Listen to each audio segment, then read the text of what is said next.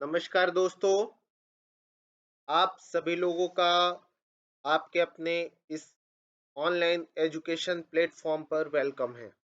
मैं सुधाकर सिंह आज ज्योग्राफी की नवीन श्रृंखला के साथ आपके सामने उपस्थित हूँ। दोस्तों, आज का जो हमारा टॉपिक है, जो हम शुरू करने वाले हैं, वह है भारत का भूगोल। भारत का भूगोल टॉपिक जो मैं लेकर के आया हूँ, वो आने वाले आपके विभिन्न परीक्षाओं की दृष्टि से काफ़ी ज़्यादा महत्वपूर्ण है। इसमें अगर बात किया जाए तो आपका यूजीसी नेट जेआरएफ का एग्ज़ाम होने वाला है भूगोल विषय से। यूपी पीसीएस प्रीलिम्स होने वाला है, जहाँ पर ऑब्जेक्टिव लेवल के प्रश्न आएँगे। यूपीएससी आईएएस का प्री होने वाला है और अन्य कई विभिन्न राज्यों में आपके परीक्षाएँ होने वाली हैं। इन सभी परीक्षाओं की दृष्टिकोण से आपके ऑब्जेक्टिव लेवल की चीज़ों को लेकर के खास करके अगर बात किया जाए तो प्रीलिम्स या यूजीसी नेट आदि को टारगेट करते हुए यह भूगोल का एक महत्वपूर्ण वीडियो या कक्षा मैं लेके आया हूँ। इस श्रृंखला में भारत के भूगोल के प्रत्येक टॉपिक को वन बाय वन हम पढ़ते हुए चलेंगे, जिससे आपको आने वाली परीक्षा में काफ़ी ज़्यादा सहायता मिल सके। तो आज आप सभी लोगों के सामने जो वीडियो है, इस वीडियो में हम पहला भूगोल में भारत के भूगोल से शुरुआत करेंगे। क्या शुरू करने वाले हैं? पहली बात तो आप सभी लोगों को ध्यान रखना है, आज जो श्रृंखला शुरू होगी, वो भारत के भूगोल से शुरू होगी। भारत के भूगोल की समाप्ति के बाद हम विश्व का भूगोल पढ़ेंगे, फिर विश्व भारत और विश्व के भूगोल के बाद पर्टिकुलर यूजीसी नेट के लिए जो अन्य कई टॉपिक जुड़े हुए हैं उन पर चर्चा करेंगे, क्योंकि तो भारत का भूगोल और विश्व का भूगोल सामान्य रूप में अगर हम बात करें तो सिविल सेवा और यूजीसी नेट में कॉमन सिलेबस के रूप में आता है, तो पहले इसी पर चर्चा करेंगे। तो यह वीडियो आपके आने वाले RO BEO UPPCS MPPCS BPSC और यूपीएससी यानी आईएएस के लिए काफी ज्यादा महत्वपूर्ण है, साथ में यूजीसी नेट जेआरएफ के लिए इम्पोर्टेंट है, या आप और कोई भी एग्जाम दे रहे हैं जहां पर भूगोल विषय जुड़ा हुआ है, तो यह इंपॉर्टेंट क्लास है। तो आप सभी लोग इस क्लास को वीडियो को जरूर पूरा देखिएगा। साथ में चैनल से जुड़ने के लिए चैनल को सब्सक्राइब कर दीजिएगा। वीडियो को लाइक शेयर जरूर करिए, साथ में कमेंट बॉक्स में कमेंट करिए। तो चलिए, आपकी यह कक्षा मेरे द्वारा शुरू की जा रही है, तो चलिए शुरुआत करते हैं भारत का भूगोल। भारत के भूगोल में फ्रेंड्स, आज जो मैं टॉपिक लेकर के आया हूं, आज जिस टॉपिक से हम शुरुआत करेंगे, तो एकदम शुरुआती टॉपिक होगा सामान्य परिचय। आज हम जो टॉपिक डिस्कस करेंगे वो भारत का सामान्य परिचय क्या है, उस पर एक नजर डालेंगे। आज जो मैं आप सभी लोगों के सामने शुरू करूंगा कि भारत का एक सामान्य परिचय क्या है। मैं मान के चलूंगा कि जीरो से शुरुआत करेंगे, जिससे आप सभी लोग इसका लाभ उठा सकें। यदि आप शुरुआत कर रहे हैं, तैयारी की शुरुआत है, तो यह वीडियो आपके लिए सबसे ज्यादा महत्वपूर्ण साबित हो सकता है। भारत की अगर बात किया जाए तो सबसे पहले हमारे जेहन में या हमारे दिमाग में बात आती है कि भारत जो भारत का मैं मैप बनाता हूं आपके सामने।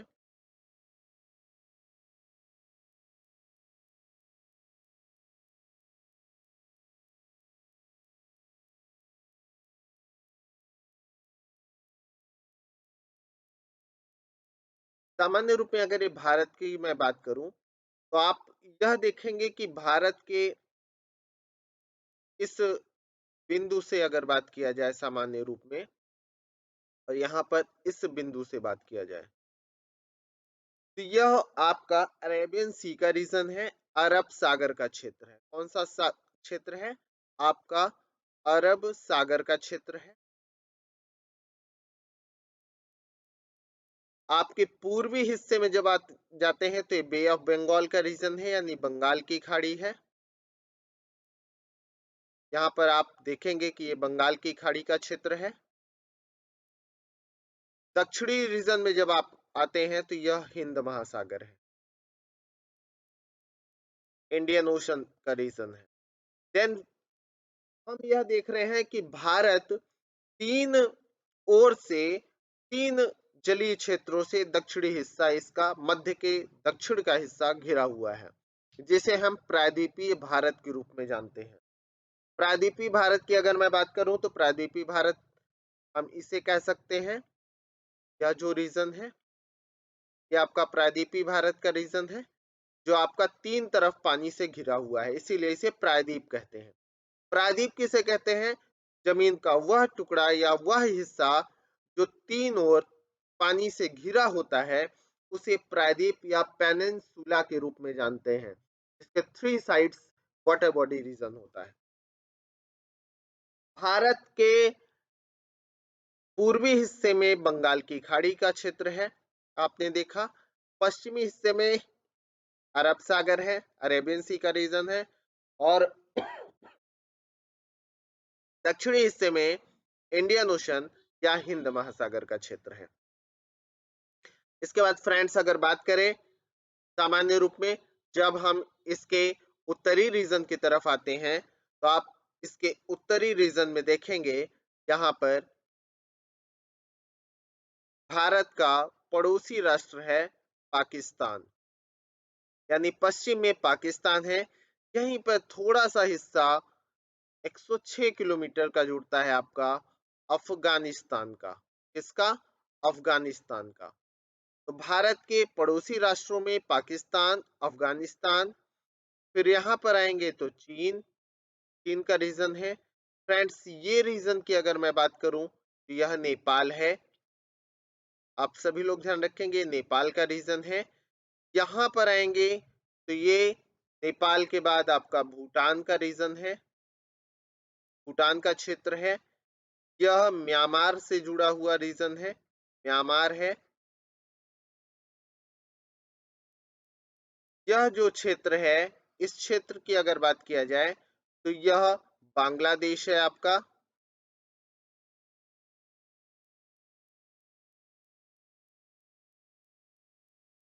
और यहाँ पर आएंगे तो यह श्रीलंका है।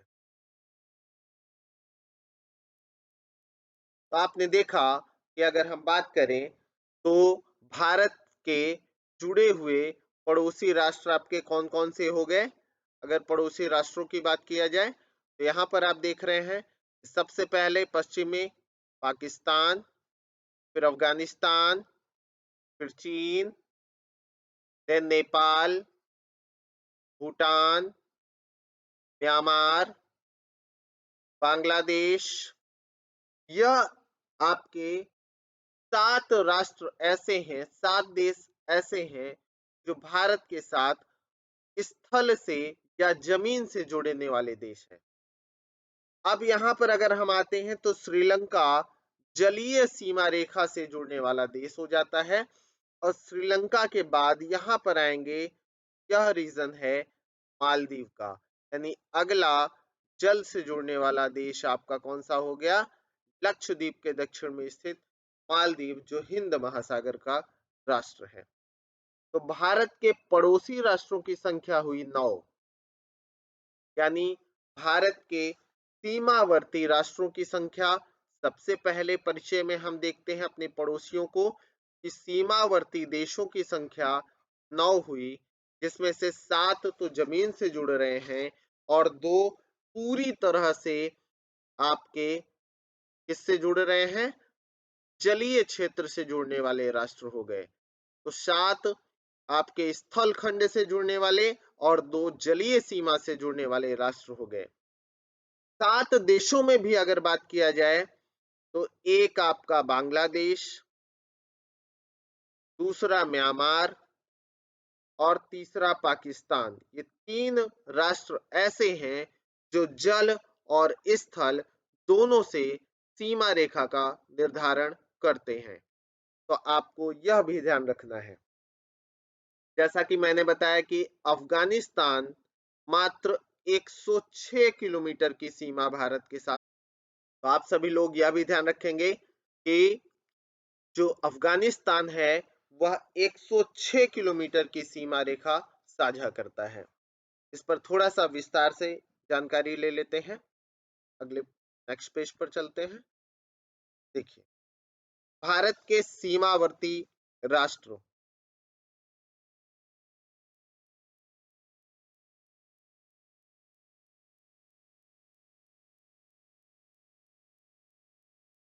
भारत के सीमावर्ती या कहें पड़ोसी राष्ट्र या देश।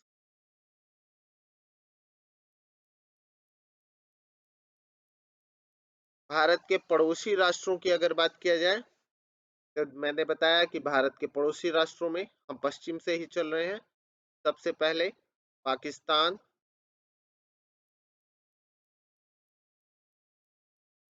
अफगानिस्तान, पाकिस्तान हो गया, अफगानिस्तान, चीन, नेपाल, भूटान,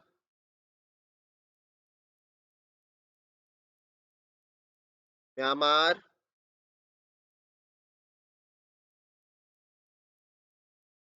बांग्लादेश,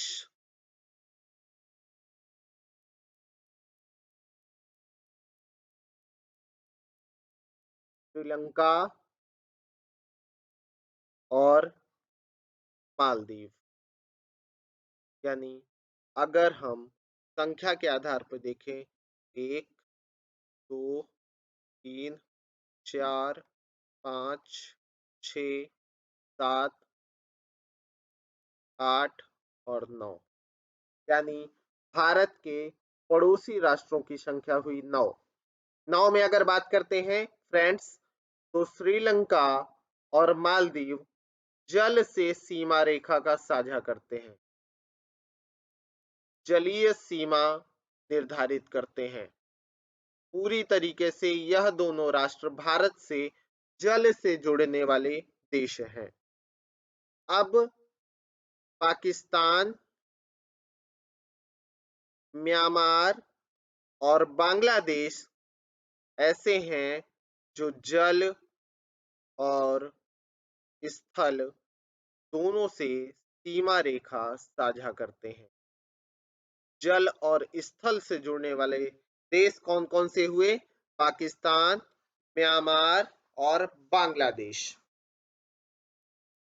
अब सीमा रेखा की अगर बात किया जाए, तो भारत के साथ सर्वाधिक लंबी सीमा रेखा है आपके बांग्लादेश की, जो है 4096 किलोमीटर।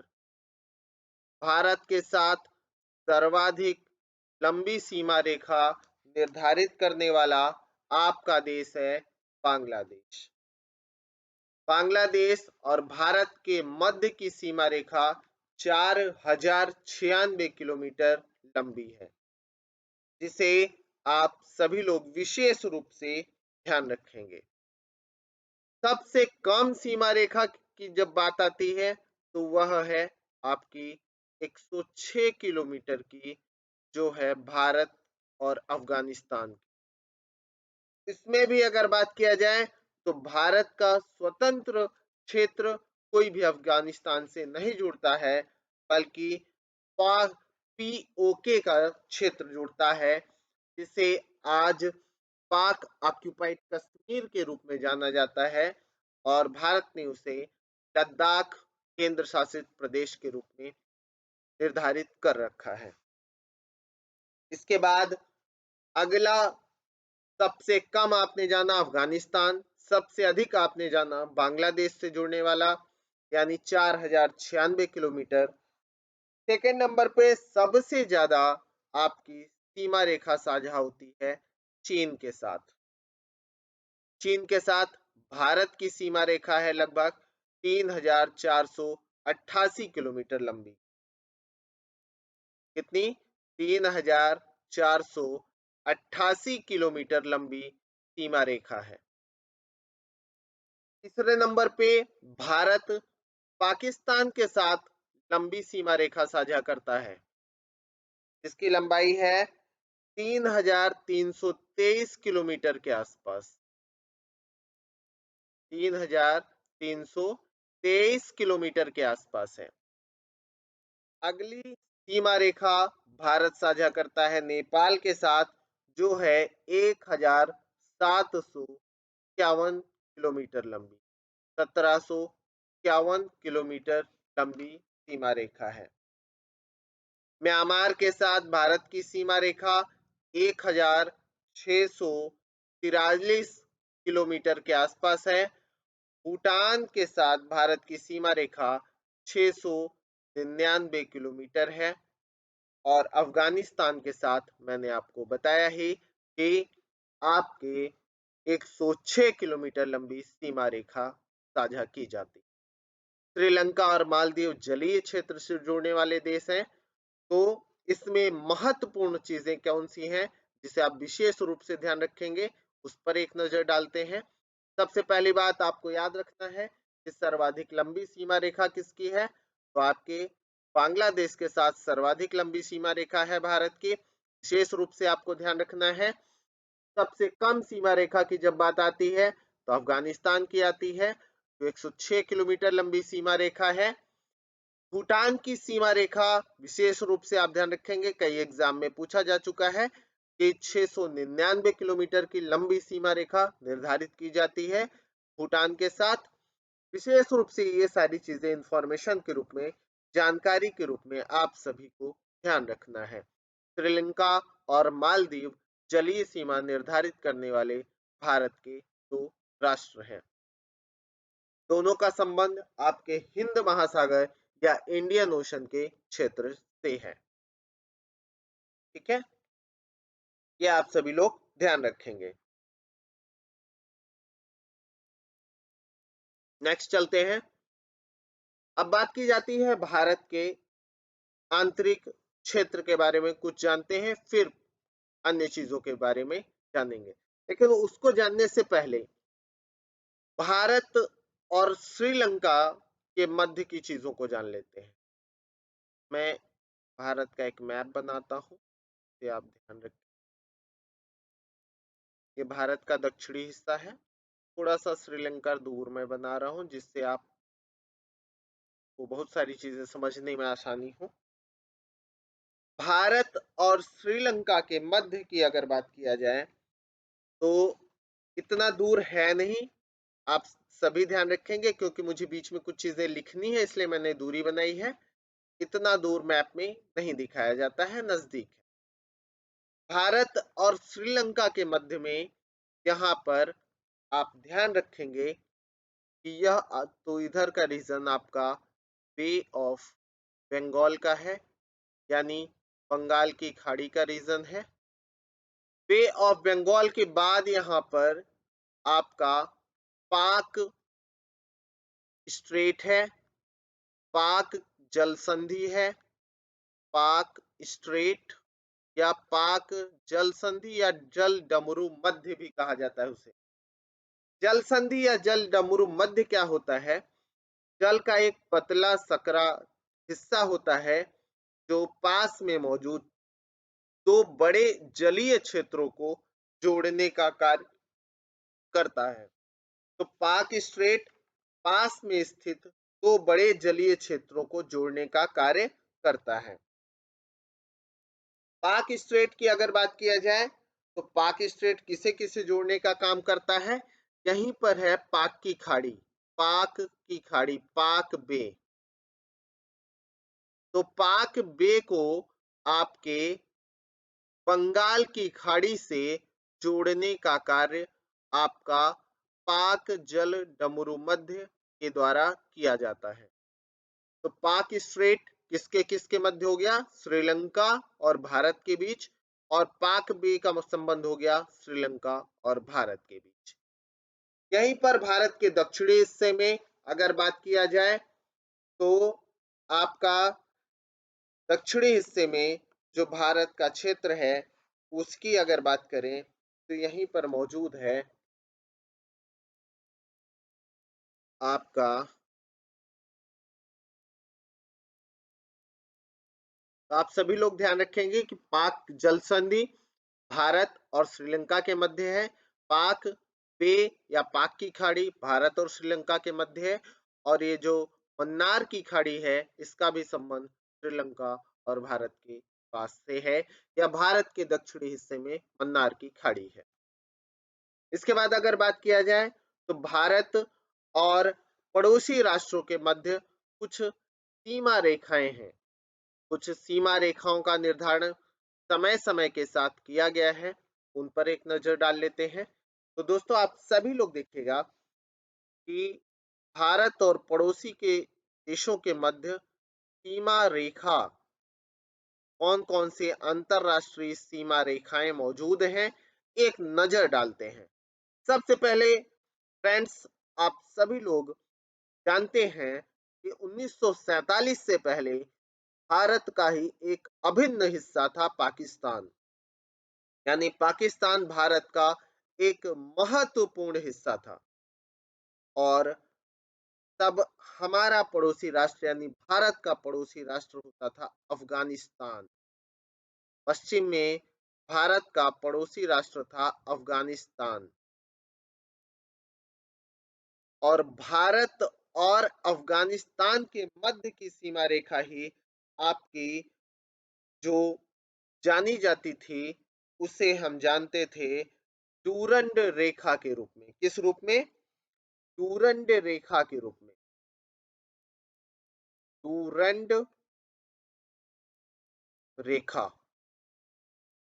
लेकिन 1947 में भारत और पाकिस्तान का बंटवारा हो गया।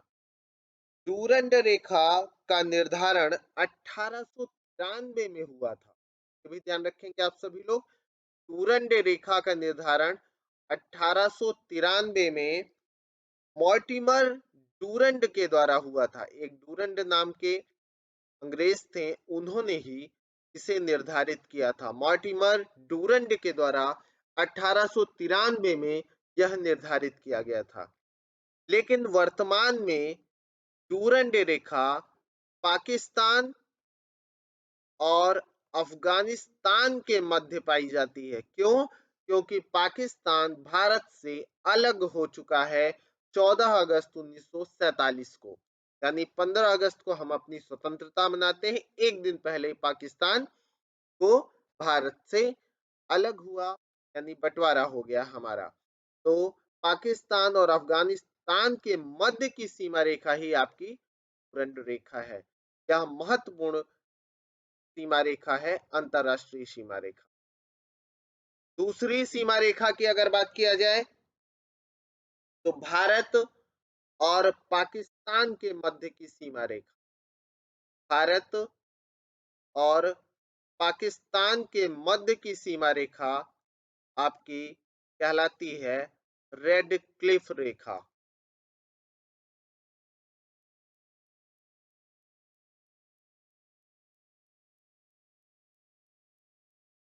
तो आप सभी लोग ध्यान रखेंगे कि रेड क्लिफ रेखा किसके किसके बीच है? तो यह भारत और पाकिस्तान के मध्य स्थित सीमा रेखा है। सबसे बड़ी बात है कि यह रेड क्लिफ रेखा जो 1947 में बंटवारे के समय निर्धारित की गई, इसका निर्धारण किया था सर सिरिल रेडक्लिफ महोदय ने। किसने किया था इसका निर्धारण? सर सिरिल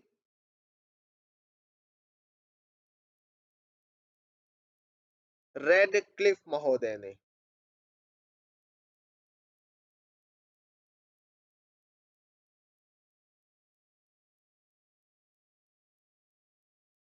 तो सर सिरिल रेडक्लिफ महोदय के द्वारा भारत और पाकिस्तान के मध्य रेडक्लिफ रेखा का निर्धारण किया गया। ये अंग्रेज थे, इसी कारण से इस रेखा को अध्यारोपित रेखा भी कहा जाता है, यानी सुपर इम्पोज्ड सीमा रेखा के रूप में भी जाना जाता है, क्योंकि यह अंग्रेजों के द्वारा या ग्रेट ब्रिटेन के द्वारा हम दोनों के ऊपर अध्यारोपित की गई थी, लागू की गई थी। इसीलिए इसे अध्यारोपित सीमा रेखा के रूप में भी जाना जाता है। तीसरी जो महत्वपूर्ण सीमा रेखा है वह है भारत और चीन के मध्य। भारत और चीन के मध्य तीसरी महत्वपूर्ण सीमा रेखा है आपकी मैक मोहन रेखा। कौन सी रेखा है? मैक मोहन रेखा है। लेकिन दोस्तों इसकी एक मनोरंजन कहानी भी है। मैकमोहन रेखा का निर्धारण जो किया गया था वो सर हेनरी मैकमोहन के द्वारा 1914 में किया गया था। कब किया गया था? 1914 में सर हेनरी मैकमोहन के द्वारा। अब हेनरी मैकमोहन जी ने इसे निर्धारित तो कर दिया, किसके किसके बीच? भारत और चीन के बीच। लेकिन अभी भी लगातार कभी कभी चीन इस रेखा को मानने से इनकार कर देता है और विभिन्न तरह की इधर उधर की बातें करने लगता है। कभी कहता है सिक्किम मेरा है, कभी कहेगा अरुणाचल प्रदेश मेरा है। इन सारी चीजों को लेकर के लगातार विवाद भी बना रहता है भारत और चीन के बीच। तो यह जो मैकमोहन रेखा है ये काफी ज्यादा विवादित भी दिखती है भारत और चीन के मध्य।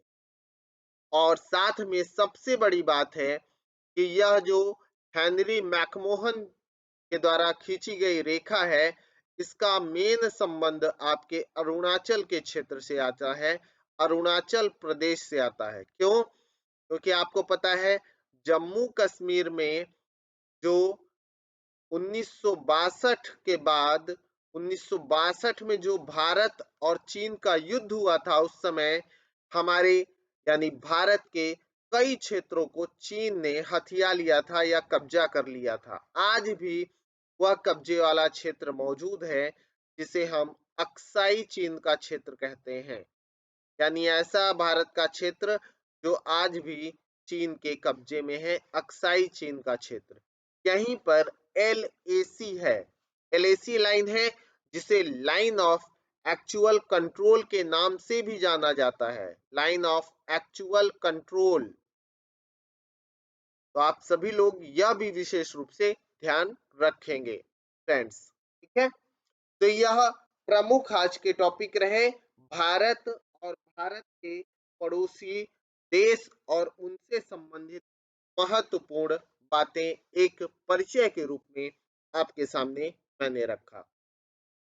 अगली क्लास में इसके जस्ट अगले टॉपिक पे हम भारत के आंतरिक चीजों के बारे में जानेंगे। भारत का क्षेत्रफल क्या है, पूर्वी पूर्व पश्चिम विस्तार क्या है, उत्तर दक्षिण विस्तार क्या है और भारत के अंदर कितने राज्य हैं, कितने केंद्र शासित प्रदेश हैं।